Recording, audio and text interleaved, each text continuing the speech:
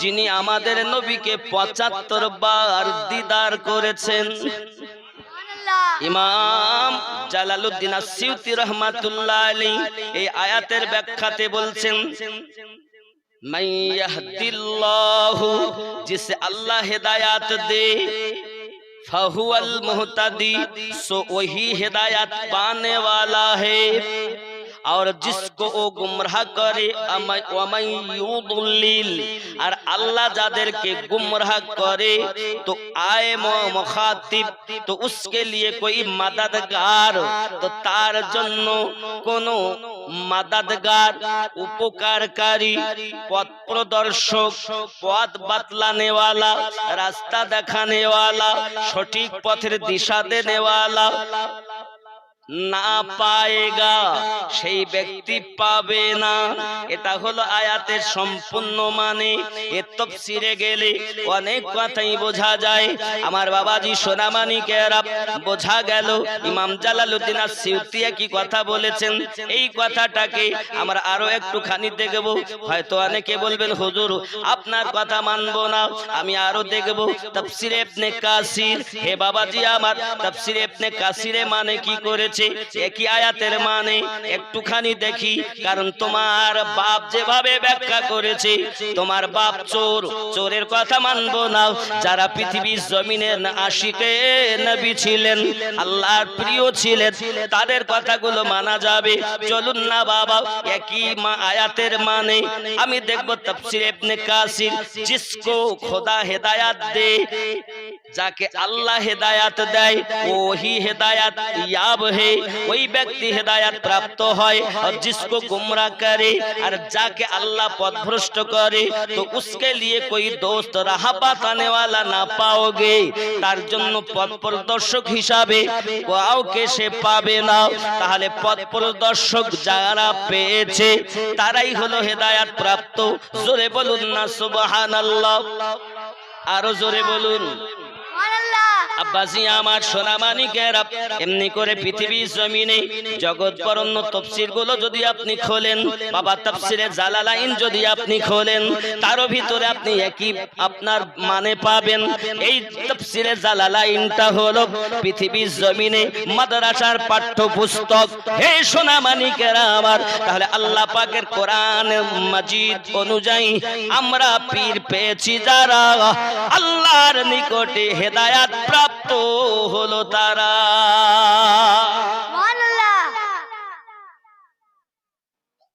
আসুন আমি আপনাদেরকে আরো বলি, কোরআন মাজিদ সূরা বনি ইসরাঈল, কোন সূরা? সূরা বনি ইসরাঈল। হে সোনামানিকেরা আমার, আমি আমিনউদ্দিনের কথা মানবে কেন? তোমরা আল্লাহ পাকের কথা মানো। সূরা বনি ইসরাঈলের মধ্যে রব্বে কারীম বলেন, সূরা বনি ইসরাঈলের আয়াত নাম্বার ৮১, রব্বে কারীম বলেন, বিসমিল্লাহির রহমানির রহিম,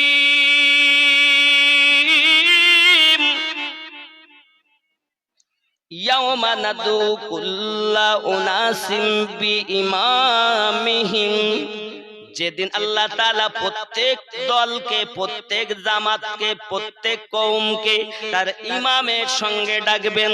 এই আয়াতের ব্যাখ্যাতে, এই আয়াতের মানে বাবাজি আমার, আপনি তাফসীরে ইবনে জিনান খাজাইনুল ইরফান খুলে দেখুন, আল্লামা নাঈমুদ্দিন মুরাদাবাদী একই ব্যাখ্যা করেছেন। চলুন আপনি কানজুল ঈমান খুলে দেখুন, সরকারে আলা হযরত একই মানে করেছেন। তাফসীরে ইবনে কাসির খুলে দেখুন, তাফসীরে আব্দুল মানসুর খুলে দেখুন, তাফসীরে জালালাইন খুলে দেখুন। এই সোনামানিকেরা, হাসরের মাঠে রব্বে কারীম প্রত্যেক দলকে তার ইমামের সঙ্গে ডাক দেবেন। ইমামের ব্যাখ্যাতে লিখেছেন, ইমাম বলতে তাকে বোঝায় দুনিয়ায় যার কথা শুনে জীবন পরিচালনা করেছে, যার কথা শুনে পথ চলা শুরু করেছে। বাবাজিরা আমার, সৈয়দ মনিরুল ইসলাম হুজুর মাদ্দাজিল্লাহুল আলিয়ার আদেশ অনুযায়ী আপনারা জীবন গঠন করতেছেন, যেভাবে চলতে বলেছেন আপনি চলতেছেন। এনার আব্বা জান যেভাবে বলেছেন সেভাবে করেছেন, ওনার আব্বা যেভাবে যেভাবে বলেছেন তার ভক্ত মুরিদেরা সেভাবে জীবন গঠন করেছেন। খাজা গরিব নওয়াজ যেভাবে বলেছেন ভক্তরা সেভাবে জীবন গঠন করেছেন। ইমামে রাব্বানি মুজাদ্দিদ আল-ফিসানি রাদিয়াল্লাহু তাআলা আনহু যেভাবে জীবন গঠন করতে বলেছেন ভক্ত মুরিদেরা সেভাবে জীবন গঠন করেছেন। বাহাউদ্দিন নকশবন্দ রাদিয়াল্লাহু তাআলা আনহু যেভাবে জীবন গঠন করতে বলেছেন সেভাবে আপনি জীবন গঠন করতেছেন। বাবাজি তার মানে হলো পৃথিবীর জমিনে আল্লাহর কোরআন অনুযায়ী দেখা গেল হযরতে গাউসে আজম যেভাবে বলেছেন তার ভক্ত মুরিদগণ কাদেরিয়া তরিকার মানুষ সেভাবে জীবন গঠন করতেছেন। তরিকত হলো চারখানা। কয়টা? এখানে মুজাদ্দিদিয়া লিখেছেন। এই মুজাদ্দিদিয়া কোনো তরিকত নয়, ওটা আলাদা আলাদা করেছেন, ওটা নকশবন্দিয়ার সঙ্গে যোগ হবে।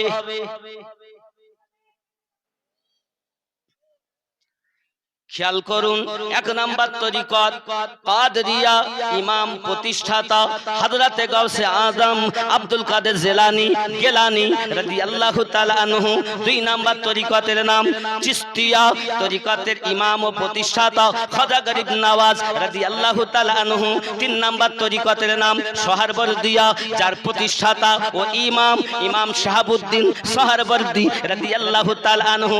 চার নাম্বার তরিকতের নাম নকশবন্দিয়া ও মুজাদ্দিদিয়া। বোঝা গেল পৃথিবীর জমিনে নকশবন্দিয়া মুজাদ্দিদিয়া, এই নকশবন্দিয়া মুজাদ্দিদিয়া হযরতে বাহাউদ্দিন নকশবন্দ রাদিয়াল্লাহু তাআলা আনহু, ওনার সঙ্গে সঙ্গ দিয়েছেন হযরতে মুজাদ্দিদ আল-ফিসানি রাদিয়াল্লাহু তাআলা আনহু, যিনি হলেন 1000 বছরের মুজাদ্দিদ। সুবহানাল্লাহ। মুজাদ্দিদিয়াকে নকশবন্দিয়ার সঙ্গে যোগ রাখবেন। আর একটা তরিকতের নাম এখানে নাই, যে তরিকতের নাম হলো সোহরাওয়ার্দিয়া, যিনি আওলাদে আলী। কেন ওটাকে বাদ দেওয়া হলো যদি আপনারা না জানেন? দিয়েছে দেবেন বাবা, দুটি কারণ। এক জানি না তাই দেইনি, আর এক জানার পরও দেইনি, এর মানে হলো শয়তানি। বাবাজি তরিকতের শাখা প্রশাখা বর্ণনা করতে গিয়ে বাবাজি আমার আল্লাহর ওলিগণ কেউ বা বলেছেন 7 খানা, কেউ বা বলেছেন আপনার 9টা, কেউ বা বলেছেন 13টাও। এমনি করে সরকারে আলা হযরত লিখেছেন 13টাও। হযরতে আব্দুল আজিজ নকশবন্দি আমার তরিকতের পীর, নকশবন্দিয়া মুজাদ্দিদিয়া তরিকতের পীর, ইনি লিখেছেন 13টাও। হে বাবাজি হযরতে আপনার আব্দুল আজিজ নকশবন্দি রাহমাতুল্লাহ আলাইহি 7টি তরিকতের সবক দিতেন। জোরে বলুন না সুবহানাল্লাহ। আপনি 13টাই বলেন, 9টা বলেন, আর 7টাই বলেন, মূল হলো আপনার 4 খানা। কারণ এনারাই হলেন পৃথিবীর জমিনে আওলাদে মাওলা পাক থেকে আপনার সব বেলায়েতি পাওয়ার পেয়েছেন। সাজরা মোবারকাও আপনি যদি দেখেন দেখবেন সব সাজরাগুলো গিয়ে হযরতে মাওলা পাক আলী কারমাল্লাহু ওয়াজহুল কারীমের কাছে গিয়ে মিলে গিয়েছে।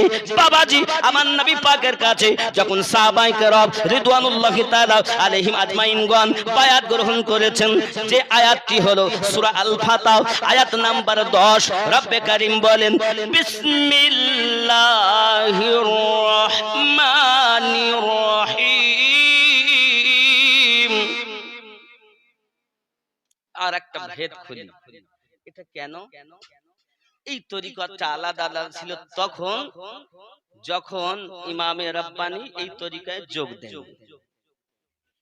কথা বুঝতে পেরেছেন? যখন উনি যোগ দিলেন তো নকশবন্দি আর মুজাদ্দিদি এক হয়ে গেল। সোহরাওয়ার্দিয়া তরিকত এখানে উল্লেখই নাই। দুঃখ আমার এখানে।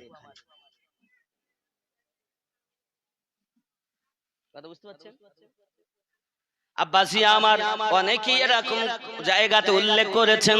সোনামানিক আমারও আমি আপনাদের বোঝাতে চাচ্ছি, পৃথিবীর জমিনে তরিকতের ইমামদেরকে আমরা ভালোবাসি, তরিকতের ইমামদেরকে আমরা শ্রদ্ধা করি। হযরত ইমামে রাব্বানি মুজাদ্দিদ আল-ফিসানি রাদিয়াল্লাহু তাআলা আনহু সম্পর্কে আমাদের দয়ার নবী মিশকাত শরীফের মধ্যে বর্ণনা দিয়েছেন। আমি রাসূল কারীম সাল্লাল্লাহু আলাইহি ওয়াসাল্লাম আয় সাহাবী রাসূল তোমাদেরকে একটি সংবাদ দিয়ে যাই, শুনে রাখো, আমি নবী পাক সাল্লাল্লাহু আলাইহি সাল্লাম দেখতে পাই 1000 বছরে আমার একজন বন্ধু দুনিয়ায় জন্ম নেবেন। গ্রামটার নাম হলো পাতিলিয়া গ্রাম, পাঞ্জাবের ভিতরে জন্ম নেবেন। তার নাম হবে আমার নামের সঙ্গে মিল, তার নাম হবে শেখ আহমদ। নাম মুজাদ্দিদ আলফেসানি, 1000 বছরের মুজাদ্দিদ। হে বাবাজিরা আমার, এই জগতের ভিতরে আপনারা জানেন অনেক আপনার কিনা শাসন করত, আব্বাসি খলিফা ছিল, এমনি করে আপনার অনেক শাসন করত, মোগল শাসন ছিল, মোগল সম্রাট শাসন ছিল। বাবাজি আমার, এই মোগল সম্রাট শাসনকালে আপনার কিনা বাদশাহ আকবর, আমি ইমামে রব্বানিকে বোঝাচ্ছি আমার তরিকত। আপনারা কোন তরিকার মানুষ? নকশবন্দিয়া ও মুজাদ্দিদিয়া তরিকতের মানুষ। শুধু নকশবন্দিয়া না, মুজাদ্দিদ আলফেসানিকে ভালোবাসেন না? তাহলে আপনি শুধু বাহাউদ্দিন নকশবন্দ বলছেন কেন? ইমামে রব্বানি তিনি বাহাউদ্দিন নকশবন্দির কাছে যাচ্ছেন রাসূলের অর্ডারে। তাহলে আপনি বলবেন নকশবন্দিয়া ও মুজাদ্দিদিয়া, কারণ ইমামে রব্বানি শুধু আমাদেরকে না, এই বাংলার মানুষকে, শুধু বাংলা নয় দুনিয়ার মানুষকে আকবরী ফিতনা থেকে বাঁচিয়েছে। সুবহানাল্লাহ। এখন কোরআনুল মাজিদ সূরা আল ফাতহ আয়াত নাম্বার 10। কত? অনেকে বলে বায়াত হব না। হে বাবাজি, নবী ওলির দুশমনদের ওয়াজ নসিহত শুনেছে, ইউটিউব খুলে খুলে দেখতেছে, অনেকেই বলছে পীরের দরকার নাই। আর আমার আল্লাহ বলছেন আমি হেদায়েত যাদের দেই তারা পীর পায়। এখন আল্লাহর কথা মানবো না এই ইউটিউব ওয়ালা ডিগ্রিধারীদের কথা মানবো?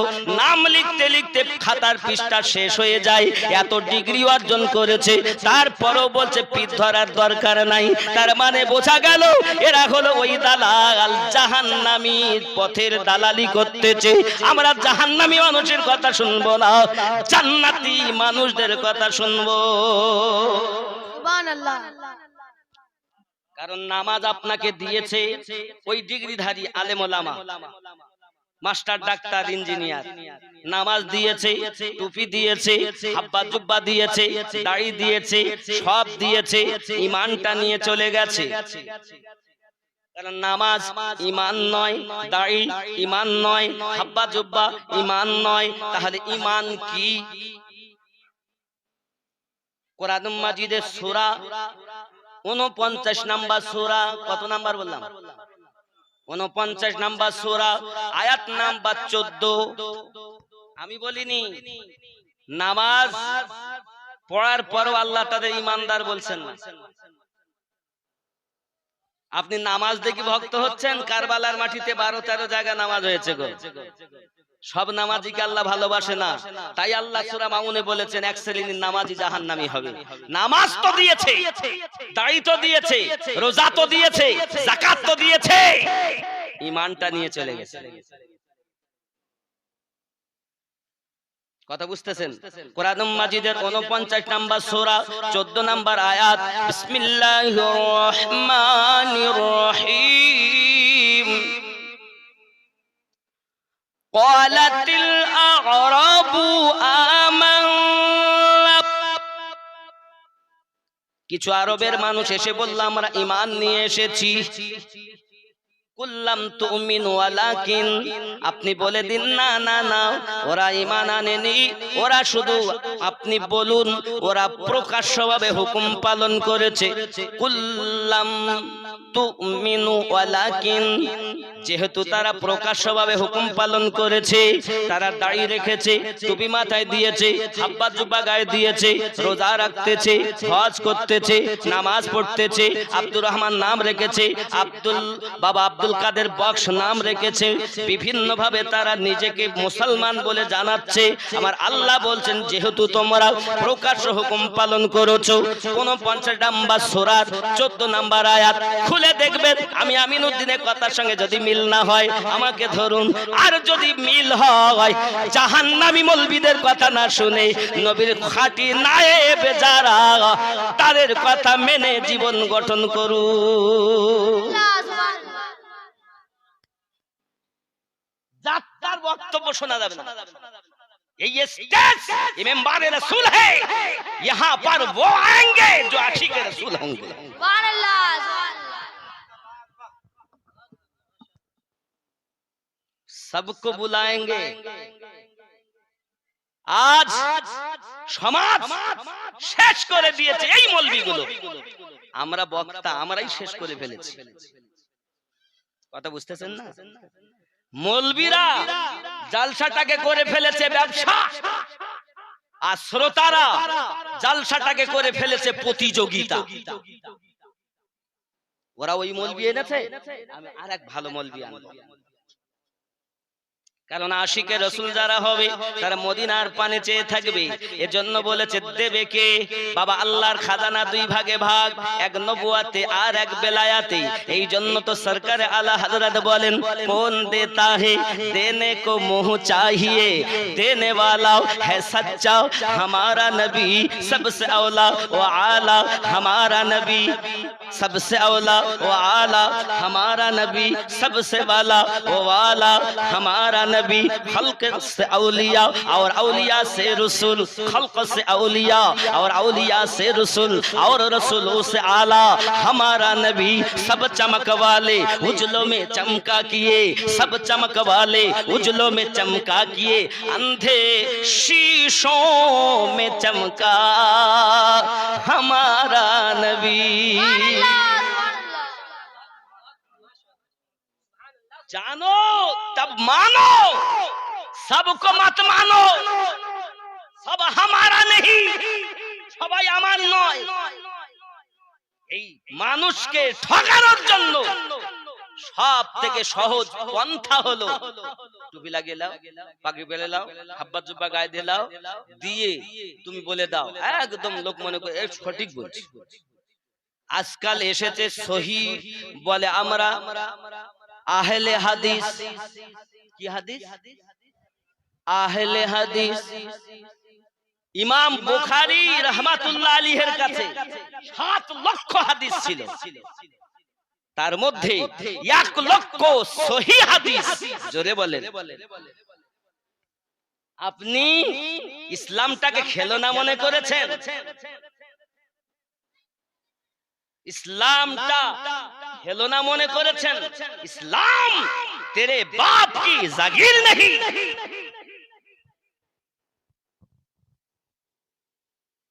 বাবা ইসলামটাকে বুঝুন। আজ আমরাই আপনাদের শেষ করে ফেলেছি। ইমাম বুখারী হুজুরের কাছে 7 লক্ষ হাদিস, 1 লক্ষ সহিহ হাদিস। সুবহানাল্লাহ বলেন। আপনি যদি বুখারী শরীফ খোলেন, কথায় কথায় আহলে হাদিস আলেম শুধু বুখারী দেখাও, বুখারী দেখাও। হাদিস কখনো ইমাম মুসলিমের নজরে শর্তে সহি, ইমাম বুখারীর নজরে সেই হাদিসটি শর্তে সহি নয়।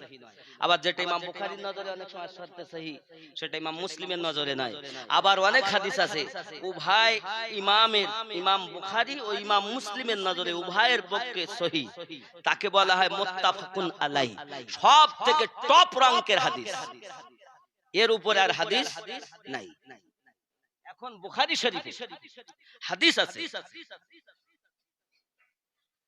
কম বেশি, যদি তাকরার দিয়ে ধরেন, মানে এক হাদিসকে 2 বার 3 বার 5 বার 12 বার পর্যন্ত একই হাদিস বর্ণনা হয়েছে। এই হিসাব করে দেখলে 3500 সামথিং হাদিস বুখারীতে আছে।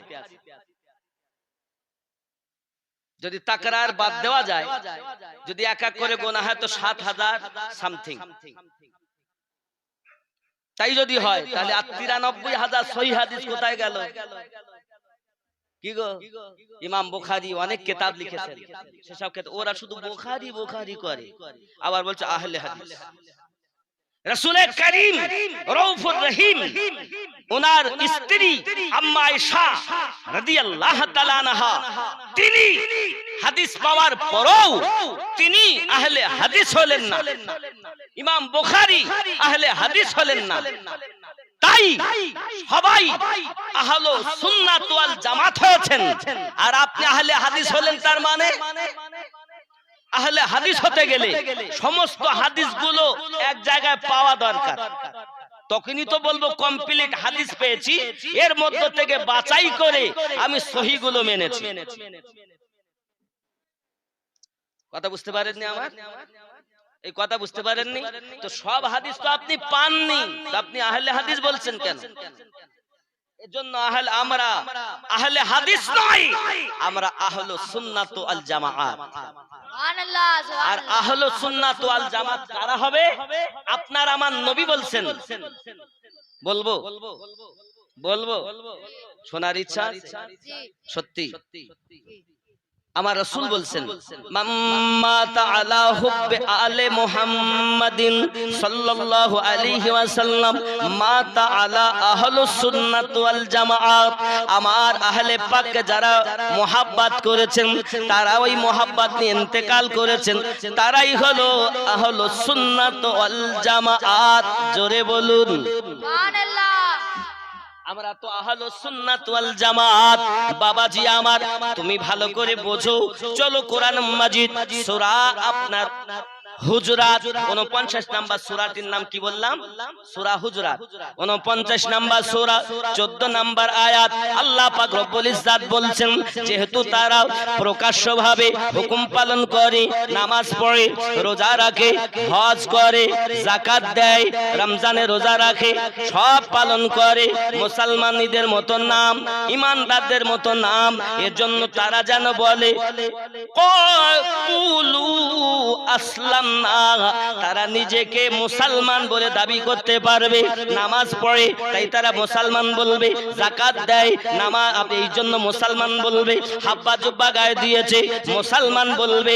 জেনে রাখো আমার আল্লাহ বলছেন, আল্লাহ পাক জানাচ্ছেন, ওয়ালাম্মা ইয়াদখুলিল ঈমানু ফি কুলুবিকুম, বিন্দু মাত্র ঈমান তাদের অন্তরে প্রবেশ করিনি। বোঝা গেল নামাজ আলাদা জিনিস, হজ আলাদা জিনিস, রোজা আলাদা জিনিস, যাকাত আলাদা জিনিস, টুপি লাগানো আলাদা জিনিস, দাড়ি আলাদা জিনিস, ঈমান আলাদা জিনিস। এ কোরআন, এটা কি? আমি কি বলছি এত সময়? কোরআন, কোরআনই তো বলছি নাকি? अरे इस्लाम को मानने के लिए हम दलील नहीं देते हैं। দলিল কে আমরা এইভাবে দিয়ে দিয়ে মানুষকে এ করতে চাই না। আমরা বিনা দলিলে আল্লাহকে এক মানি। সুবহানাল্লাহ। এ বিনা দলিলে আমাদের নবী, হায়াতুন নবী, হাজির নাজির নবী, গায়েবদার নবী, বিনা দলিলে মানি। নবী আমাদের জীবনের থেকে আরো নিকটে রয়েছে। সুবহানাল্লাহ, সুবহানাল্লাহ। বিনা দলিলে। দলিল দিতে হয় কেন? ওটা আমাদের ভালোবাসা, আমাদের মোহাব্বত, যে নবী আমাদের জানের থেকে আরো নিকটে। কিছু মানুষ আছে তারা দলিল ছাড়া মানতে চায় না, তাই আমরা বলি দলিল দেই মাঝে মাঝে। দলিল, কারণ দলিলের উপরে আমাদের ঈমান নাই। আমাদের ঈমান হলো নবীর প্রতি। বিনা দলিলে নবীর প্রতি আমাদের ঈমান, নবীর প্রতি আমাদের বিশ্বাস। কারণ নবী যদি না বলতেন আমরা আল্লাহ চিনতাম না। আল্লাহ একটা কাজ করেছেন, নিজে দেখাও একটা কাজ। ৮০,০০০ আলামে, ১৮,০০০ মখলুকাতে একটি কাজ আল্লাহ করেছেন, আপনি দেখান। আল্লাহ নিজে কোনো কাজ করেননি। আল্লাহ নিজে কারু দ্বারায় করিয়ে নিচ্ছেন। আল্লাহর দয়াতে তারা করছেন, ঠিক কিনা? আচ্ছা, আপনারা কোরআন আল্লাহ পাকের কাছ থেকে পেয়েছেন? কার মাধ্যমে? আপনাদের এলাকার মৌলবি অথবা আপনার মুর্শিদের মাধ্যমে আপনি কোরআন পেয়েছেন, নামাজ পেয়েছেন, রোজা পেয়েছেন, হজ পেয়েছেন, যাকাত পেয়েছেন। আমরা কোরআন পেয়েছি রাসূলের ওসিলায়, নামাজ পেয়েছি রাসূলের ওসিলায়, যাকাত পেয়েছি রাসূলের ওসিলায়, রমজান পেয়েছি রাসূলের ওসিলায়। এক কথায় যা পেয়েছি সব নবীর ওসিলায় দিয়েছেন আল্লাহ। দেনেওয়ালা রাসূলুল্লাহ। এই জন্য সরকার আলা হযরত বলছেন कौन देता है देने को मुंह चाहिए देने वाला है सच्चा हमारा नहीं नारे तकबीर नारे रिसालत हरपुर दरबार शरीफ तूतिया बंगाल सईदुल पिया का दामन गद्दी नसीन सैयद मनिरुल इस्लाम का दामन नारे तकबीर नारे रिसालत চলেন একটা গজল মানকাবা বলবো শুনবেন আল্লাহ মানা নবী মানা নয় নবী মানলে আল্লাহ মানা হয়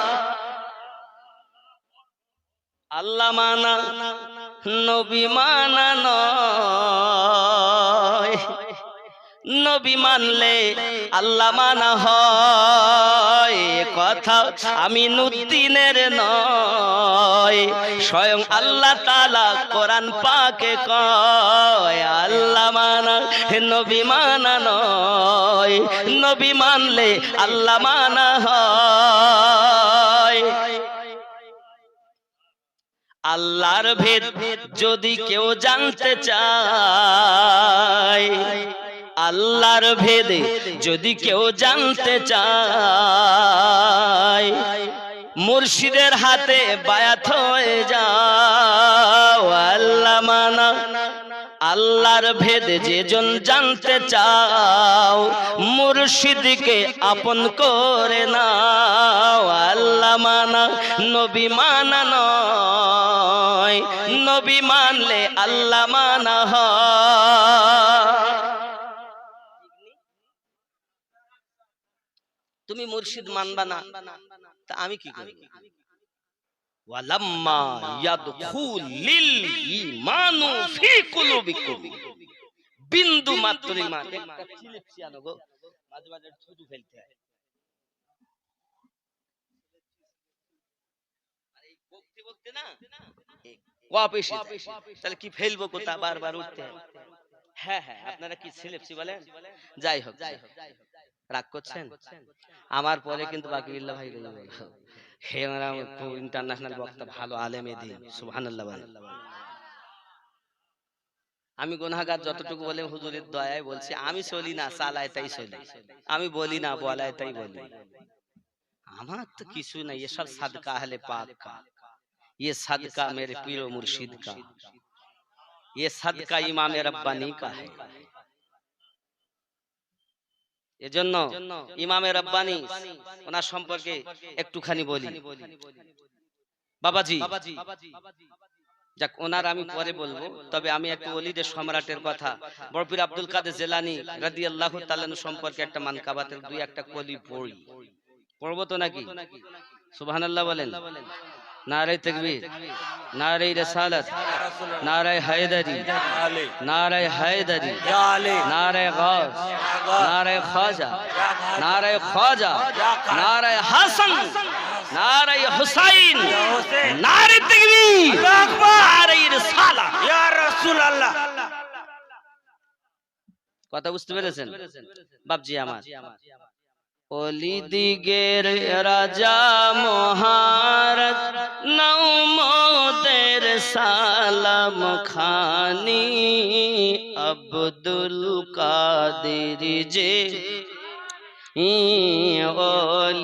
ওলিদিগের রাজা মহারাজ নৌমদের সালাম খানি আব্দুল কাদের নি কৃপা করে রাখো মোদের লাজ ও গো কুতুবে রব্বানি আব্দুল কাদের মোহাব্বতে আব্দুল কাদের আরো জোরে আব্দুল কাদের রসুল পাকের তুমি পিয়ার মাওলা আলী নয়ন তারা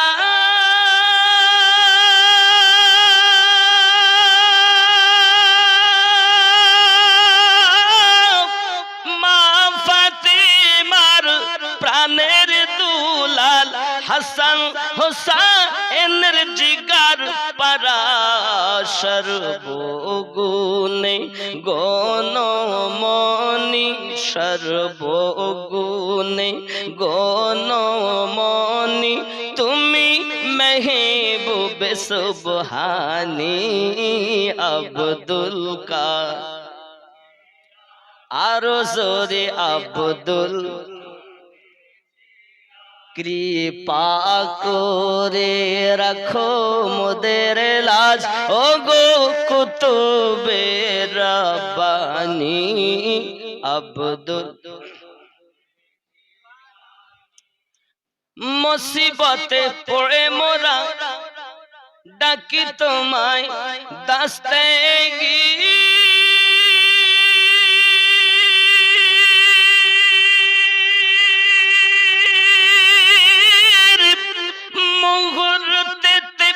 উদ্ধার করো ও গো মোদের বড় পীর নাই উদ্ধার করে না। অনেকে বলবে এই কথা শিরিক, তারা আবার উদ্ধার করবে কেমনে? আল্লাহ ছাড়া কারো কাছে চাওয়া যাবে না। হে বাবা, আল্লাহ ছাড়া কারো কাছে চাওয়া যাবে না, এর দলিলটা আমি আল্লাহ ছাড়া কারো কাছে চাওয়া যাবে কিনা দলিলটা কোরআন থেকে দেব। কিসের থেকে দেব? আগে গজলের দুই আর এক একটা কলি বলি, তারপর দেবে, একটু স্মরণ করিয়ে দেবেন ভুলে গেলে। সোরের দল আর কার কাছে চাওয়া যাবে না। যদি আমি হাদিস বলতাম তাহলে ওরা জাল বলতো, জাল জয়ীফ। হ্যাঁ, কিন্তু কোরআন তো জয়ীফ বলা জায়গা নাই, এজন্য প্রমাণ কোরআন শরীফ থেকে দেব। চলুন আমি গজলটা মানকাবাতটা পড়ি। মুসিবতে পড়ে মোরা ডাকি তোমায় হে দাস্তাগীর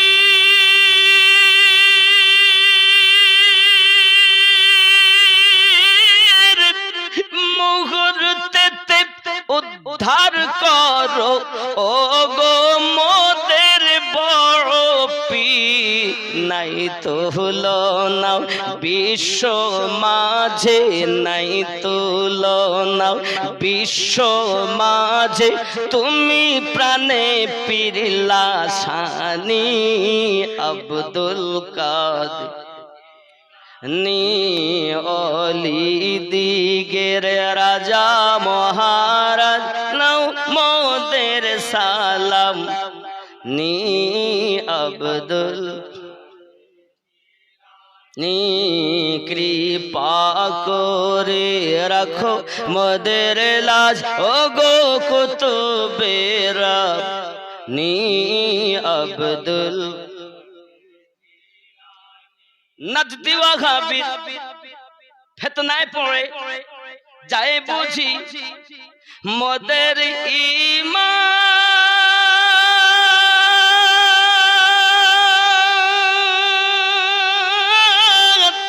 বেদিন দিগে অত্যাচারে বড়ই মোরা পেরেশান পঞ্জাতানের দোহাই তোমার, পঞ্জাতানের দোহাই তোমার, করো মুশকিল আসানি আব্দুল কাদের জেলানি অলি দিগের রাজা মহারাজ নাও সালাম খানি আব্দুল কাদের। জোরে বলুন না ইয়া রাসূলুল্লাহ, জোরে বলুন না ইয়া ওলি আল্লাহ, আরো জোরে নারায়ে বেলায়াত ইয়া ওলি আল্লাহ, নারায়ে বেলায়াত, নারায়ে তাকবীর, নারায়ে রিসালাত। ভালোবাসেন তো? অনেক সময় এও বলা হয় ইশক মোহাব্বত, ইশক মোহাব্বত। ইশক আছে না? কিন্তু এই মানুষ কিছু এমন আছে এরা বলছে না আর কারোর কাছে চাওয়া যাবে, আর কারোর কাছে চাওয়া যাবে না। এখন দেখেন বাবা, আল্লাহ ছাড়া কারো কাছে চাওয়া যাবে কিনা কোরআন শরীফ থেকে প্রমাণ দেব। কিসে থেকে দেব? একটু দরুদ শরীফ পড়েন। আল্লাহুম্মা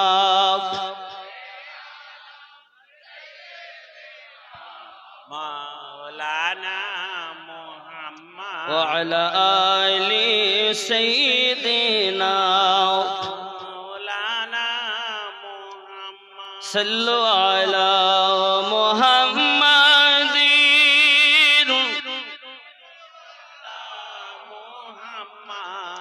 हर दम ज़बान से निकालो पाक मोहम्मद हर दम ज़बान निकालो पाक नामे मोहम्मद हर दम ज़बान से निकालो शफी शफियाना मुहम्मद अब्बाजी আমার সোনা মানি কোরআন মাজিদের সূরা আন-নামাল কোন সূরা বললাম সূরা আন-নামালের আব্বাজি আমার 39 নাম্বার আয়াত আল্লাহ পাকের নবী হযরতে আপনার কিনা সুলাইমান পয়গম্বর কোন নবী নবী তিনি আল্লাহর দূত তিনি চাচ্ছেন আল্লাহ পাকের কাছে না চেয়ে তিনি চাচ্ছেন অন্য কারোর কাছে এখন নবীরা যদি চায় আমরা কি চাইতে পারবো কোরআন মাজিদের সূরা আন-নামাল আয়াত নাম্বার 39 একটু আয়াত পড়ি বিসমিল্লাহির রহমানির রহিম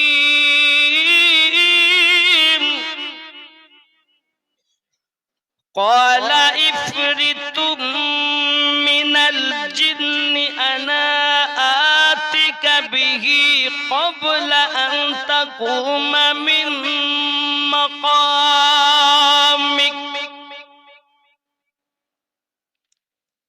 وإني عليه لقوي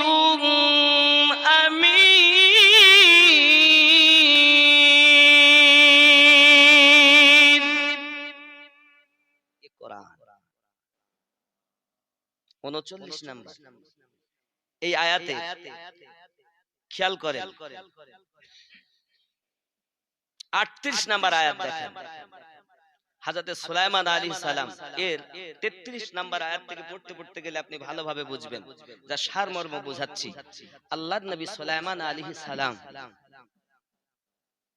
বলছেন আপনাদের মধ্যে কেউ এমন আছে হাওয়া যার কথা শুনতো জিন তাবে ছিল দৈত্য তাবে ছিল বাবাজি সুলাইমান পয়গম্বর বলছে আপনাদের মধ্যে এমন কেউ আছেন যে আমাকে একটু সাহায্য করতে পারবে